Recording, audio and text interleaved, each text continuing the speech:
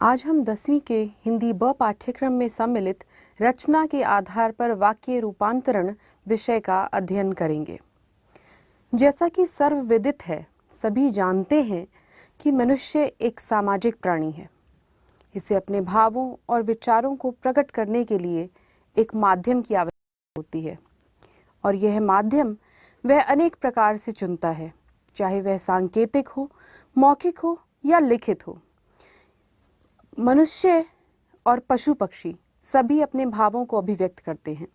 जो भी सजीव प्राणी हैं, सभी अपने भावों को अभिव्यक्त करते हैं, विभिन्न माध्यमों का सहारा लेते हैं।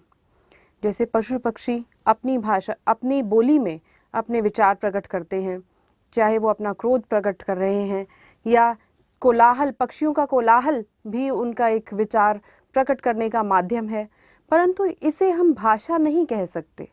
ये उनके लिए बोली कहलाएगी। भाषा द्वारा हम अपने भावों और विचारों को एक सही और सार्थक माध्यम द्वारा प्रकट करते हैं।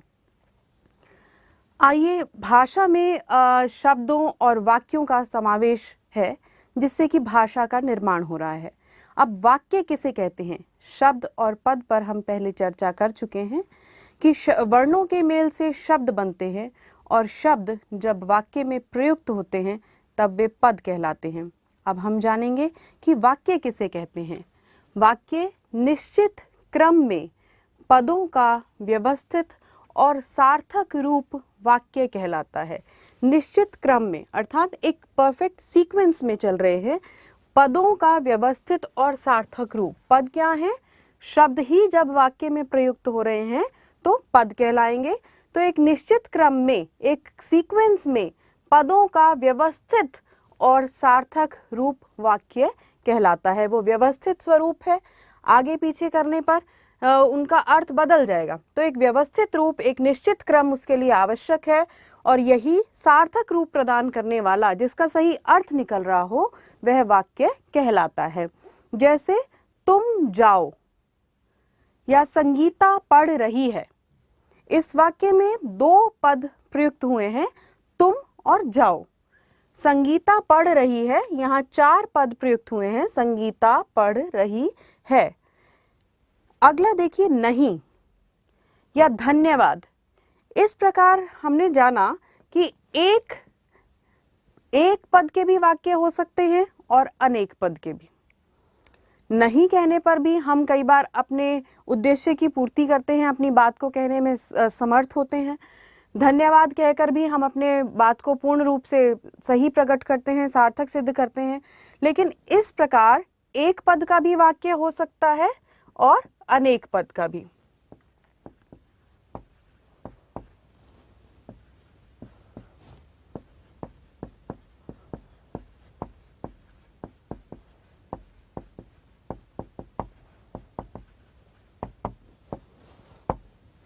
अब वाक्य के गुण क्या हैं? वाक्य के गुणों में हम देखते हैं कि वाक्य अर्थवान होना चाहिए। वो एक सही अर्थ को प्रकट करते हुए हो, अर्थवान वाक्य होना चाहिए, जिसको पढ़ने पर, जिसको सुनने पर हमें एक सही बात का पता चले, उसका अर्थ समझ में आए। नियमानुसार होना चाहिए। किस प्रकार के नियमों की आवश्यकता है वाक्य निर्माण करने में? वाक्य व्याकरण की इकाइयों में बंधे हुए होते हैं, व्याकरण के नियमों में बंधे हुए होते हैं। तो किस प्रकार के नियमों की आवश्यकता है यहाँ? व्याकरण के नियमों की।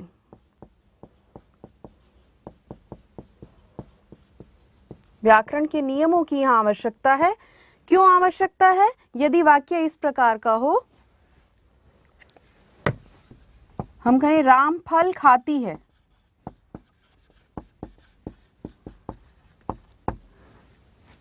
तो इसमें पदों का समावेश तो हमने कर लिया, लेकिन ये व्याकरण के नियमों के अनुसार नहीं है, क्योंकि यहाँ हमें स्पष्ट रूप से पता चल रहा है कि राम एक पुल्लिंग शब्द है। राम फल खाती है, यहाँ पर हम क्रिया के साथ स्त्रीलिंग रूप का प्रयोग कर रहे हैं, तो ये एक अशुद्ध वाक्य है। इसलिए ये आवश्यक है कि वाक्य किस प्रकार का हो? व्याकरण के नियमों के अनुसार उसका प्रयोग किया गया हो। अगला देखिए, अगला गुण है पूर्णता। वाक्य पूर्ण होना चाहिए। अपनी बात को कहने में समर्थ होना चाहिए, एक पूर्णता प्रदान करनी चाहिए वाक्य के अनुसार। भावाभिव्यक्ति में सक्षम, अगला बिंदु है इसका, भावाभिव्यक्ति में यानी अपने भावों को, विचारों को अभिव्यक्त करने में, उसे बताने में वो सक्षम होना चाहिए, समर्थ होना चाहिए। वाक्य पढ़ने पर सही अर्थ प्रदान हो और हम अपने भावों और विचारों को सुनने में और समझने में, दूसरों तक पहुंचाने में सक्षम हो। इस प्रकार ये वाक्य के गुण हैं कि वह अर्थवान होना चाहिए, नियमों के अनुसार होना चाहिए, पूर्णता प्रदान करने वाला हो और भावाभिव्यक्ति में सक्षम हो। तो इस प्रकार ये वाक्य के गुण हैं। अब देखते हैं वाक्य के अंग। वाक्य के दो अंग हैं, एक उद्देश्य और दूसरा विधेय। तो वाक्य के ये दो अंग उद्देश्य और विधेय किस प्रकार से प्रयुक्त होते हैं? जिसके बारे में कहा जाए, जिसके बारे में कहा जाए अर्थात कर्ता, जो कर्ता है वो, और उस कर्ता के लिए प्रयुक्त विशेषण भी इसी के अंतर्गत आएंगे। कर्ता के लिए जो विशेषण हम प्रयोग कर रहे हैं वो भी उद्देश्य के अंतर्गत ही आएंगे। फिर विधेय, उद्देश्य या कर्ता के बारे में जो कुछ कहा जाए वह विधेय के अंतर्गत आएगा। उदाहरण के रूप में हम देखते हैं इस वाक्य को, कुछ बच्चे पार्क में खेल रहे हैं। यहाँ कुछ बच्चे, कर्ता कौन हुआ यहाँ पर? बच्चे, और इसके साथ शब्द प्रयुक्त हुआ है कुछ। तो कुछ बच्चे, ये बच्चों की विशेषता बताई जा रही है कि कुछ बच्चे हैं, कुछ बच्चे पार्क में खेल रहे हैं। तो कुछ बच्चे यहाँ पर उद्देश्य है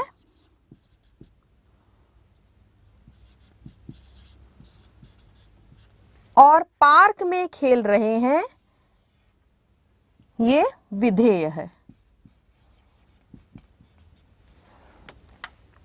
इसी प्रकार अगला वाक्य देखिए, रात को आने वाली गाड़ी सुबह तक नहीं पहुंची। यहां पर कर्ता है गाड़ी और इसकी विशेषता क्या है कि ये रात को आने वाली थी। रात को आने वाली गाड़ी, ये पूरा हमारा उद्देश्य हो गया।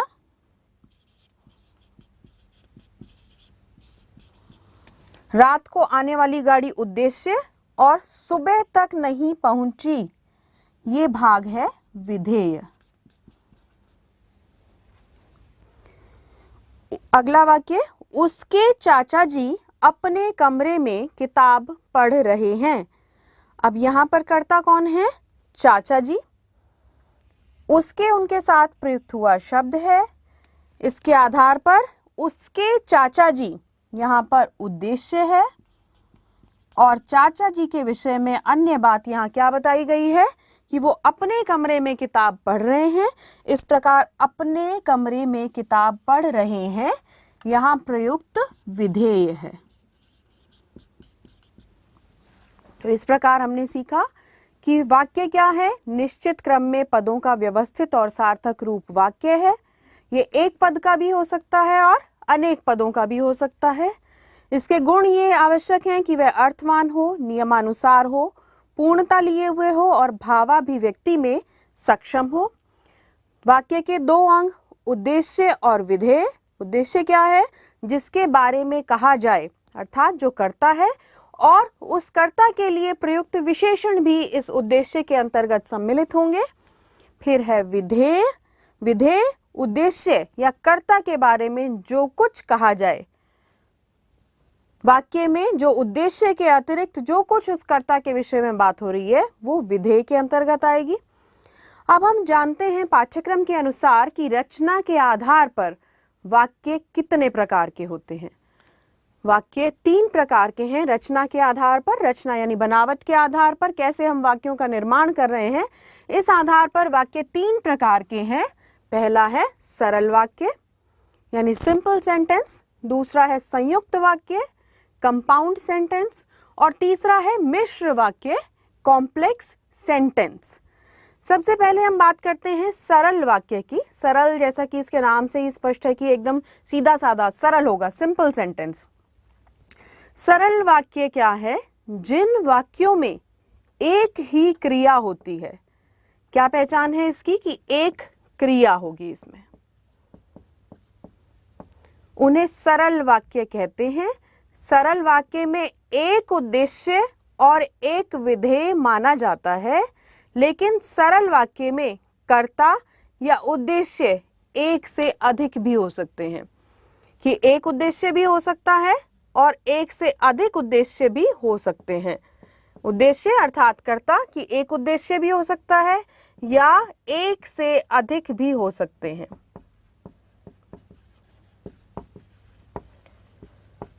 तो एक क्रिया होगी और उद्देश्य एक भी हो सकता है और एक से अधिक भी हो सकता है, परंतु विधेय और क्रिया एक ही होगी। उद्देश्य एक या एक से अधिक हो सकता है, क्रिया एक ही रहेगी।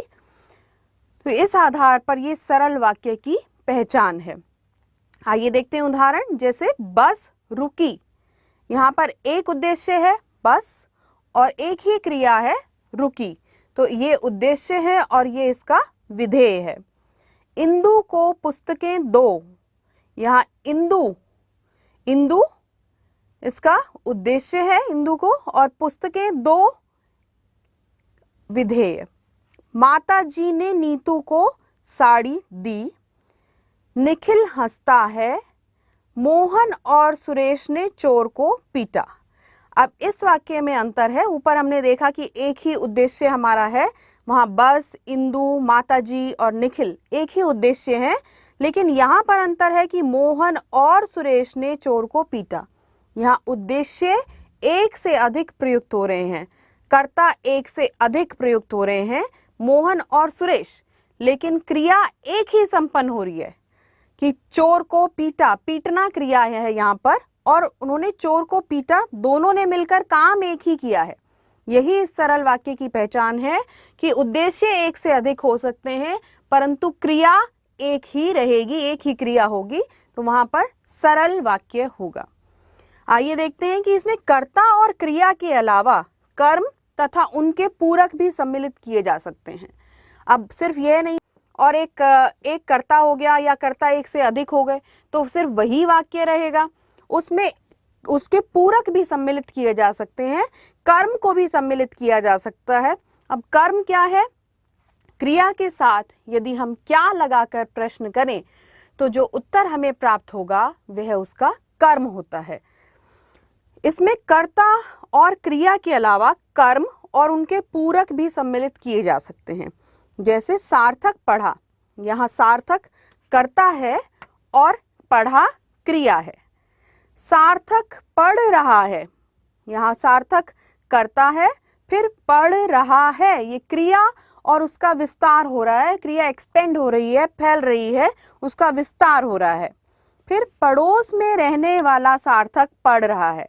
अब यहाँ सार्थक कर्ता है, पड़ोस में रहने वाला उस कर्ता के ही विषय में कहा गया है, उद्देश्य के अंतर्गत ही है, लेकिन ये इसका विस्तार कर रहा है, ये कर्ता का विस्तार कर रहा है, विस्तृत रूप में फैला रहा है। पढ़ रहा है, यहाँ फिर क्रिया है और ये क्रिया का विस्तार हो रहा है। सार्थक ने पुस्तक पढ़ी, सार्थक कर्ता है और उसने पुस्तक पढ़ी, पुस्तक यहाँ पर कर्म है और पढ़ी क्रिया है। सार्थक ने मित्र को पुस्तक दी, कर्ता, फिर मित्र को कर्म और पुस्तक कर्म है, यहाँ दो कर्म प्रयुक्त हुए हैं और दी क्रिया है। इस प्रकार आपने देखा कि जहाँ कर्ता एक से अधिक हो परंतु क्रिया एक ही हो, ऐसा वाक्य सरल वाक्य कहलाएगा। और इसके अलावा इसमें कर्ता, क्रिया और कर्म के पूरक भी सम्मिलित हो सकते हैं, उसको विस्तार देने वाले भी सम्मिलित हो सकते हैं। ये सरल वाक्य की पहचान है। रचना के आधार पर दूसरा भेद है संयुक्त वाक्य, कंपाउंड सेंटेंस। जिन वाक्यों में दो या दो से अधिक सरल वाक्य योजक द्वारा जुड़े होते हैं उन्हें संयुक्त वाक्य कहते हैं। अब योजक क्या है? योजक समुच्चय बोधक को कहते हैं, जिसे इंग्लिश में कंजंक्शन कहते हैं। ये कंजंक्शन वर्ड्स यहाँ इस्तेमाल होंगे, इन शब्दों द्वारा जुड़ा होगा, योजक शब्दों द्वारा। तो योजक द्वारा जुड़े होने पर भी प्रत्येक वाक्य अपना स्वतंत्र अस्तित्व रखता है, उसका अपना स्वतंत्र अस्तित्व भी होगा। यानी योजक को यदि हम छुपा दें तो भी उसके आगे वाला वाक्य भी अपने आप में स्वतंत्र होगा, पूरे वाला भी स्वतंत्र होगा, पूर्ण होगा। उपवाक्य, मुख्य उपवाक्य अपने पूर्ण अर्थ की अभिव्यक्ति के लिए किसी दूसरे वाक्य पर आश्रित नहीं होते, जो मुख्य उपवाक्य है। अब उपवाक्य क्या है? उपवाक्य किसी बड़े वाक्य का एक अंश जिसका अपना उद्देश्य और विधेय हो, इसे इंग्लिश में क्लॉज कहते हैं। तो ये उपवाक्य में अपना उद्देश्य भी है और विधेय भी है। तो मुख्य उपवाक्य अपने पूर्ण अर्थ की अभिव्यक्ति के लिए किसी दूसरे वाक्य पर आश्रित नहीं होते। उपवाक्य होते हुए भी उनके अर्थ में उनमें पूर्ण अर्थ का बोध होता है। वो उपवाक्य है परंतु उसमें पूर्ण अर्थ का, सही अर्थ देने का, अपने बात को स्पष्ट करने का बोध होता है। संयुक्त वाक्य में उपवाक्य समानाधिकरण समुच्चय बोधक अवयवों से जुड़े होते हैं। ये संयुक्त वाक्य की पहचान है कि इसमें वाक्य किससे जुड़े होंगे? समानाधिकरण समुच्चय बोधक अवयव से, अव्यय से जुड़े होंगे। जैसे और, एवं, व, तथा, अथवा, या, किंतु, परंतु, इसलिए, अन्यथा। ये इन शब्दों को आप ध्यान में रखें। ये पहचान है कि इसमें क्या प्रयुक्त होंगे? और, एवं, व, तथा। तो इस प्रकार के शब्दों का समुच्चय बोधक अवयवों का यहाँ पर प्रयोग होगा। जैसे बादल छाए और वर्षा होने लगी। तो यहाँ प्रयुक्त और एक समुच्चय बोधक अव्यय शब्द है, एक पद के रूप में प्रयोग हो रहा है। बादल छाए और वर्षा होने लगी। अब किस प्रकार ये संयुक्त वाक्य है? दो वाक्य यहाँ पर जुड़े हुए हैं, एक मुख्य उपवाक्य और एक दूसरा उपवाक्य। बादल छाए अपने आप में अपनी बात को कहने में सक्षम है, समर्थ है, पूर्ण है। बादल छाए, इसको हमने जोड़ा है और द्वारा, और बाद में लिखा गया है वर्षा होने लगी। वर्षा होने लगी अपने आप में एक पूर्ण स्वतंत्र अस्तित्व रखता है ये, और दोनों को हमने जोड़ दिया और समुच्चय बोधक द्वारा। दूसरा वाक्य देखिए, रात बीत गई तथा सुबह हो गई।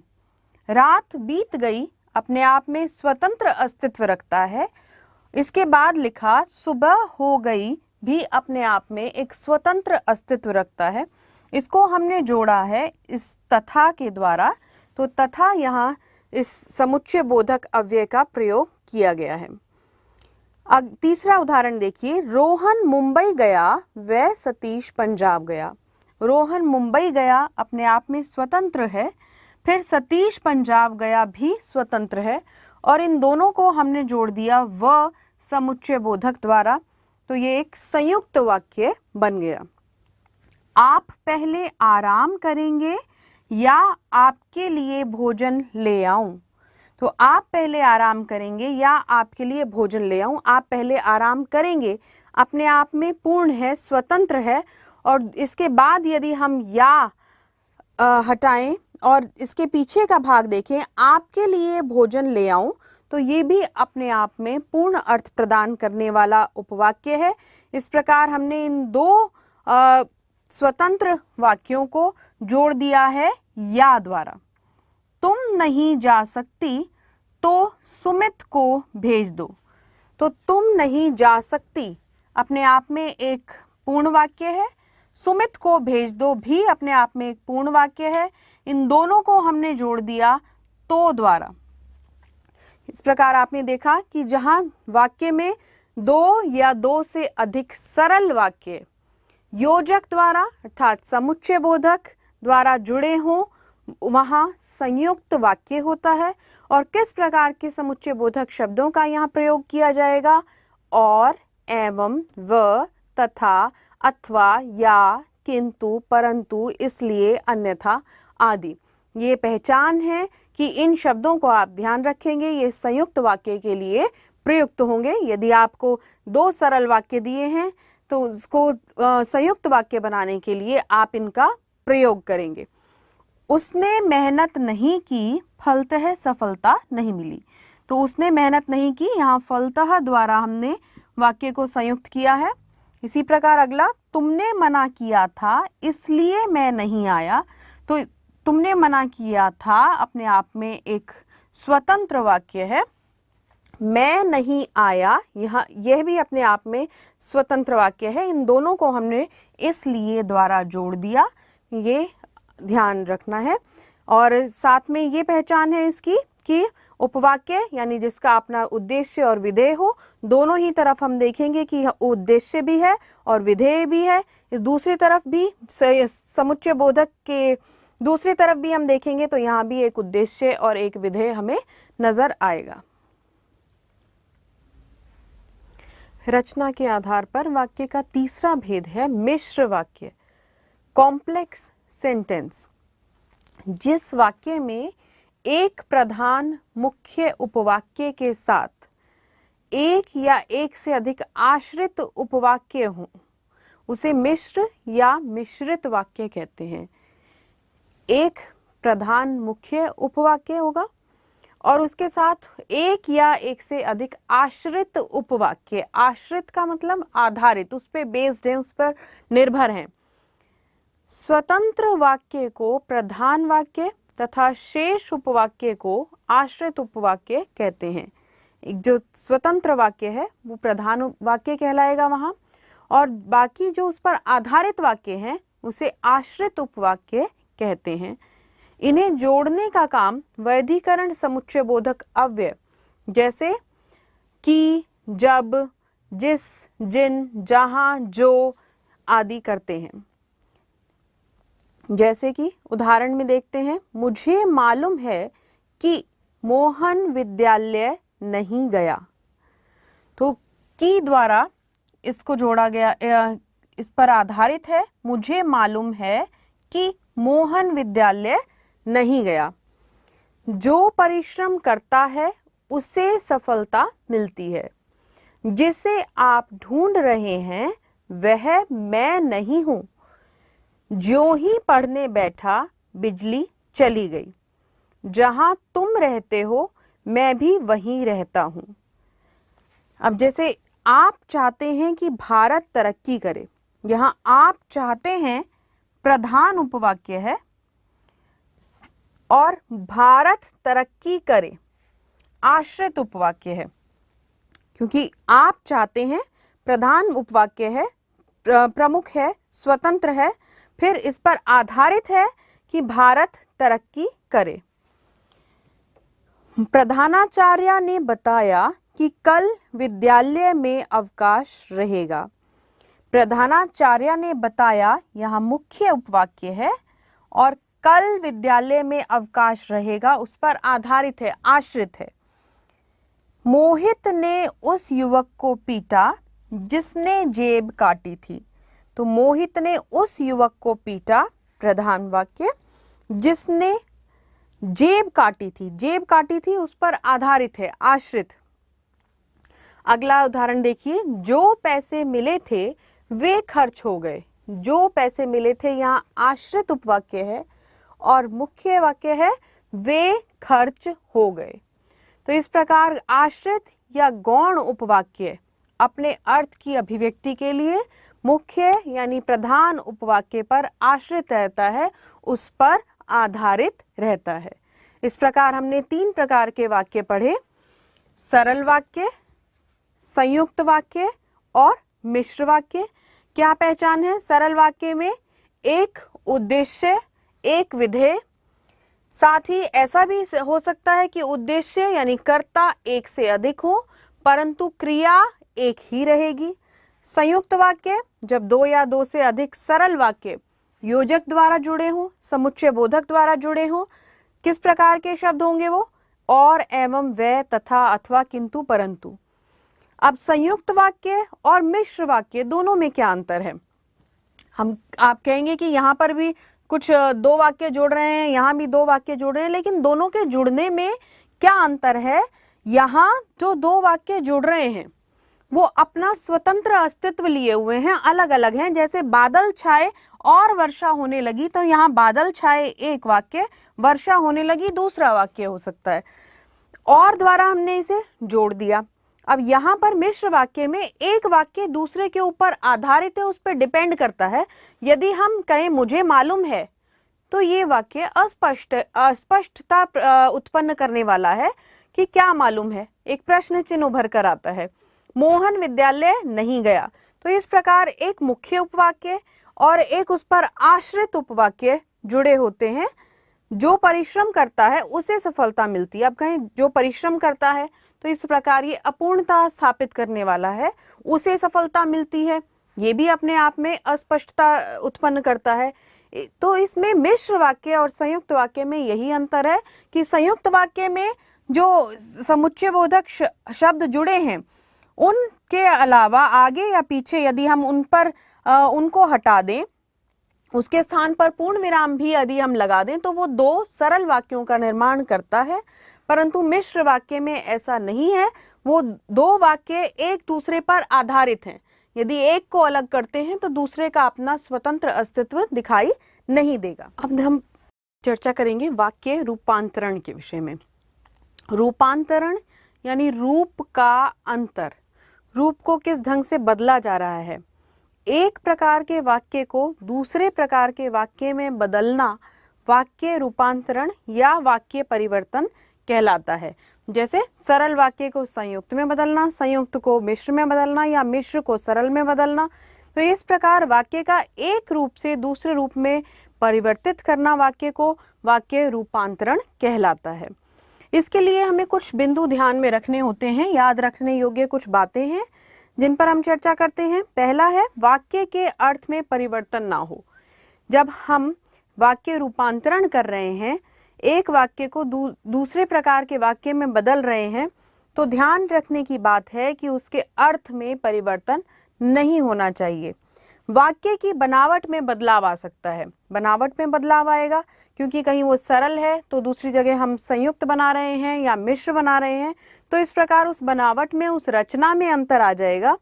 तो कहीं वाक्य संक्षिप्त हो सकते हैं तो कहीं पर विस्तृत, कहीं वाक्य छोटा हो जाएगा। यदि हम सरल वाक्य बना रहे हैं तो वो छोटा हो जाएगा, और उसी को यदि हम मिश्र वाक्य बना रहे हैं तो वो विस्तृत रूप धारण कर लेगा। इस प्रकार वाक्यों में परिवर्तन होता है। अब देखते हैं सरल वाक्य से संयुक्त वाक्य किस प्रकार बनाया जा रहा है। पहला वाक्य है, अध्यापिका के समझाने पर सब बच्चे तैयार हो गए। सरल वाक्य है, अध्यापिका के समझाने पर सब बच्चे तैयार हो गए। अब इसी वाक्य को हम संयुक्त वाक्य में बदल रहे हैं, अध्यापिका ने समझाया और सब बच्चे तैयार हो गए। यहाँ पर हमने समुच्चय बोधक का प्रयोग किया है, योजक का प्रयोग किया है। और जैसा कि हमने पढ़ा था कि और, एवं, व, तथा, अथवा, या, किंतु, परंतु, इसलिए, अन्यथा, इस प्रकार के शब्द हम प्रयोग करेंगे जब हम संयुक्त वाक्य बनाएंगे। तो यहाँ संयुक्त वाक्य में हमने और शब्द का प्रयोग किया है, अध्यापिका ने समझाया और सब बच्चे तैयार हो गए। दूसरा वाक्य देखिए, वर्षा होने पर मोर नाचने लगा। इसको संयुक्त वाक्य में रूपांतरित किया है, वर्षा हुई और मोर नाचने लगा। अगला हम देखते हैं सरल वाक्य से मिश्र वाक्य किस प्रकार बनाए जाएंगे। सरल वाक्य, धनी व्यक्ति हर चीज खरीद सकता है। अब इस सरल वाक्य को मिश्र वाक्य में परिवर्तित कर रहे हैं, जो व्यक्ति धनी है वह हर चीज खरीद सकता है। तो इसमें हमने पढ़ा था मिश्र वाक्य की पहचान क्या होगी कि इसमें हम जी, जब, जिस, जिन, जहां, जो, इस प्रकार के शब्दों का प्रयोग करेंगे मिश्र वाक्य बनाने में। तो यहाँ हमने लिखा, जो व्यक्ति धनी है वह हर चीज खरीद सकता है। दूसरा उदाहरण देखिए, परीक्षा देने के बाद मैं लंदन जाऊंगी।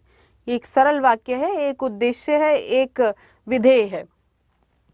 अब इसको हमने मिश्र वाक्य में रूपांतरित किया, जब मैं परीक्षा दे दूंगी तब मैं लंदन जाऊंगी। इस प्रकार हमने यहाँ पर जब का प्रयोग किया है। फिर देखते हैं मिश्र वाक्य से सरल वाक्य किस प्रकार बन रहे हैं। जो व्यक्ति गुणी होता है उसे सभी चाहते हैं, ये मिश्र वाक्य है, यहाँ पर जो का प्रयोग किया गया है। अब इससे सरल वाक्य किस प्रकार बनाया जाएगा, गुणी व्यक्ति को सभी चाहते हैं। तो इस प्रकार जिन समुच्चय बोधक अव्यय का प्रयोग हमने मिश्र वाक्य बनाने में किया, वो समुच्चय बोधक अव्यय सरल वाक्य रूपांतरित करने पर हट जाएंगे। यहाँ हमने साधारण ढंग से लिख दिया, गुणी व्यक्ति को सभी चाहते हैं।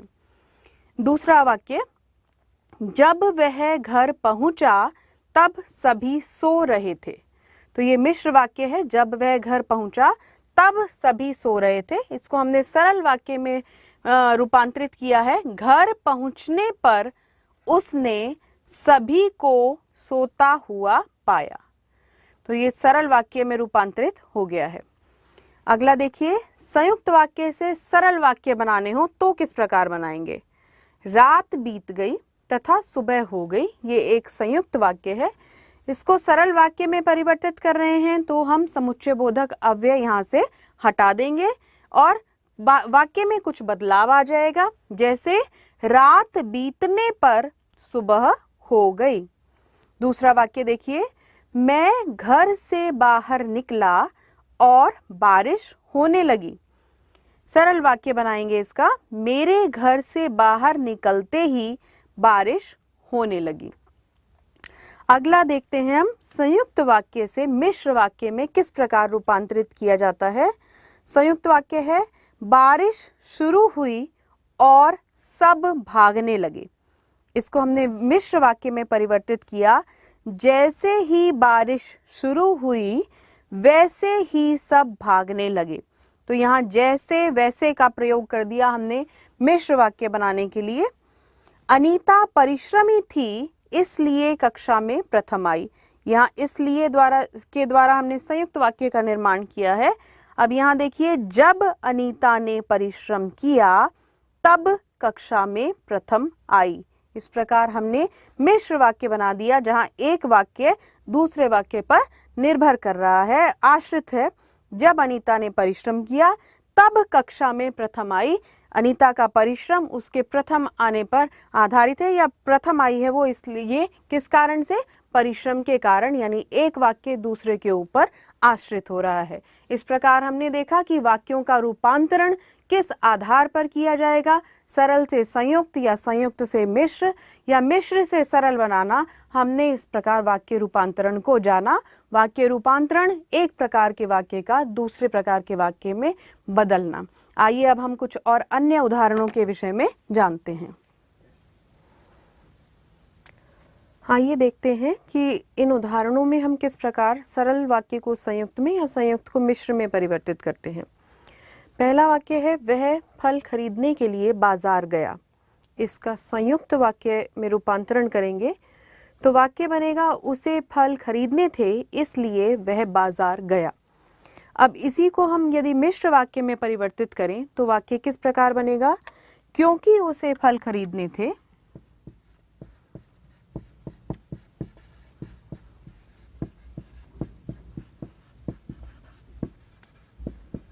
इसलिए वह बाजार गया। अगला वाक्य, दिनेश के आ जाने से सब प्रसन्न हो गए। इसको यदि हमें संयुक्त वाक्य में बनाना है तो हम किस प्रकार बनाएंगे, समुच्चय बोधक अव्यय का प्रयोग करेंगे। दिनेश आ गया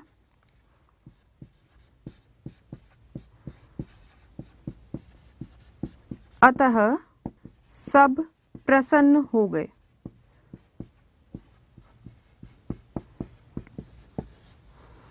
इसी को यदि हमें मिश्र वाक्य में परिवर्तित करना है तो किस प्रकार वाक्य बनाएंगे, जैसे ही दिनेश आया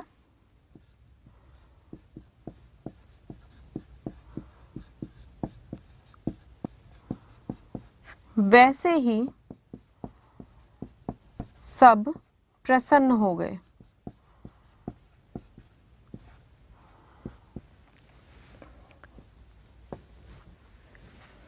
इस प्रकार हमने एक ही वाक्य को सरल में भी परिवर्तित किया और मिश्र में भी।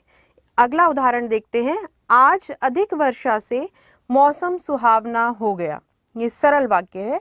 इसी को यदि हम संयुक्त वाक्य में परिवर्तित करें तो वाक्य किस प्रकार बनेगा? आज अधिक वर्षा हुई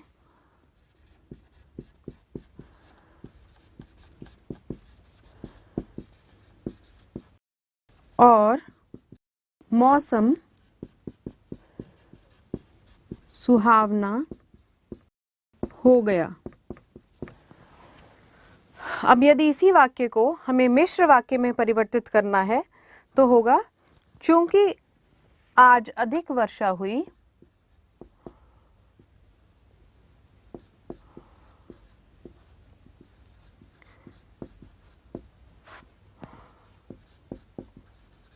अतः मौसम सुहावना हो गया। अगला उदाहरण देखते हैं। सरल वाक्य में दिया गया, वह 2 दिन यहाँ रहकर सबका प्रिय हो गया। अब इसे यदि हम संयुक्त वाक्य में परिवर्तित करेंगे तो लिखेंगे, वह 2 दिन यहाँ रहा और वह सबका प्रिय हो गया।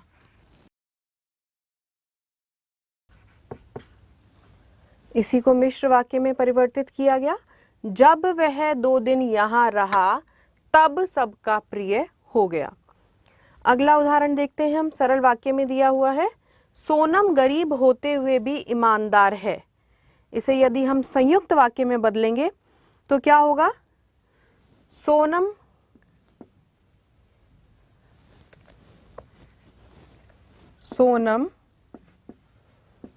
गरीब होते हुए भी ईमानदार है। तो सोनम गरीब है परंतु वह ईमानदार है। मिश्र वाक्य में परिवर्तित करेंगे तो, यद्यपि सोनम गरीब है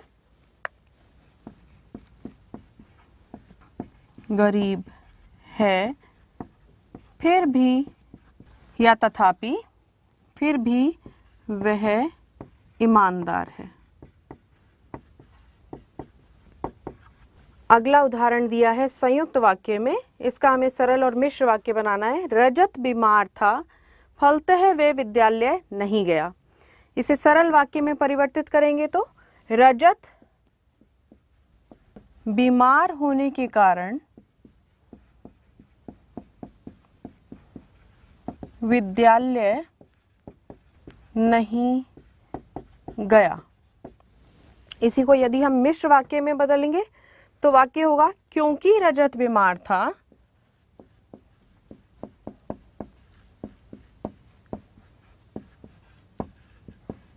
इसलिए वह विद्यालय नहीं गया। इस प्रकार देखा आपने कि एक ही वाक्य सरल, संयुक्त और मिश्र रूप में परिवर्तित हो सकता है। ध्यान रखना है कि उसको आप किस प्रकार से कर रहे हैं। संयुक्त वाक्य में समुच्चय बोधक अव्यय द्वारा उसको जोड़ना है। मिश्र वाक्य में एक वाक्य दूसरे के ऊपर आधारित होगा, उसके ऊपर आश्रित होगा। इस प्रकार से हम वाक्य का रूपांतरण कर सकते हैं। परीक्षा के आधार पर किस प्रकार के प्रश्न पूछे जाते हैं, आइए अभ्यास करते हैं। पहला प्रश्न, निम्नलिखित वाक्यों को निर्देशानुसार बदलिए। वाक्य रूपांतरण के लिए प्रश्न आता है। जैसे पहला वाक्य है यहाँ, जो बुद्धिमान है उन्हें मितव्ययी होना चाहिए। सरल वाक्य में परिवर्तित कीजिए। उत्तर होगा, बुद्धिमान को मितव्ययी होना चाहिए। इसी प्रकार इसका ख भाग, जिन छात्रों ने परिश्रम किया वे उत्तीर्ण हो गए। इसे संयुक्त वाक्य में बदलना है। छात्रों ने परिश्रम किया और वे उत्तीर्ण हो गए। इसी का ग भाग, मैंने एक बालक को रोते हुए देखा और उससे रोने का कारण पूछा। मिश्र वाक्य में परिवर्तित करना है। इसका रूप होगा, जिस बालक को मैंने रोते हुए देखा उससे रोने का कारण पूछा। इस प्रकार का प्रश्न रचना के आधार पर वाक्य रूपांतरण के लिए परीक्षा में पूछा जाता है, जिसमें अधिकतर 3 वाक्य होते हैं और आपको उन्हें परिवर्तित करना होता है, रूप परिवर्तित करना होता है निर्देश के अनुसार, निर्देश के अनुसार जो निर्देश यहाँ दिया गया है कोष्ठक में, उसके आधार पर आप उसका रूप बदलेंगे। एक अन्य उदाहरण देखते हैं। सभा समाप्त हुई और सब लोग घर चले गए। इसे सरल वाक्य में परिवर्तित करना है। सभा समाप्त होते ही सब लोग घर चले गए। अगला ख भाग, यह वही भारत देश है जिसे कभी सोने की चिड़िया कहा जाता था। संयुक्त वाक्य में परिवर्तित करना है। इसका रूप होगा, यह भारत देश है और यह कभी सोने की चिड़िया कहा जाता था। इसका ग भाग, तुम्हारे बाहर जाते ही वह सो गया। मिश्र वाक्य में परिवर्तित कीजिए। जैसे ही तुम बाहर गए वैसे ही वह सो गया। इस प्रकार ये वाक्य रूपांतरण होगा। एक अन्य प्रकार का प्रश्न भी कई बार पूछा जाता है, जिसमें प्रश्न है, रचना के आधार पर निम्नलिखित वाक्यों का प्रकार लिखिए। वाक्य प्रकार भी पूछे जा सकते हैं। तो पहला वाक्य है, उन विद्यार्थियों को मैं जानता हूं जो इस छात्रावास में रहते हैं। तो ये किस प्रकार का वाक्य है? उन विद्यार्थियों को मैं जानता हूं जो इस छात्रावास में रहते हैं। तो जो शब्द यहाँ हमें पहचान बता रहा है कि ये कौन सा वाक्य है? मिश्र वाक्य।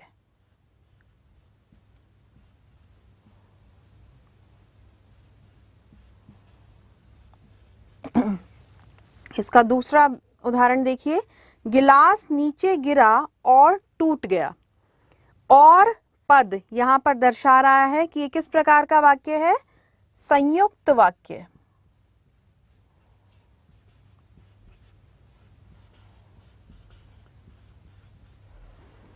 जब मैं स्टेशन पहुंचा गाड़ी निकल गई थी। यहाँ प्रयुक्त जब से हमें पता चलता है कि यह किस प्रकार का वाक्य है? मिश्र वाक्य। क्योंकि यहाँ एक वाक्य दूसरे के ऊपर आश्रित हो रहा है। वह खाना खाकर सो गया। सरल वाक्य।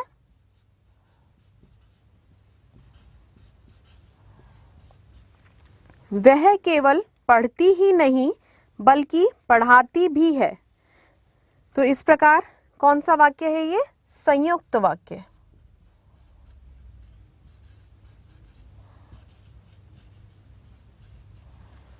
तो देखा आपने कि क्या आवश्यक है? सरल, संयुक्त और मिश्र वाक्य की पहचान और किस प्रकार हम एक वाक्य को दूसरे में परिवर्तित करेंगे, रूपांतरित करेंगे। इन 2 मुख्य बातों का आपको इसमें ध्यान रखना है।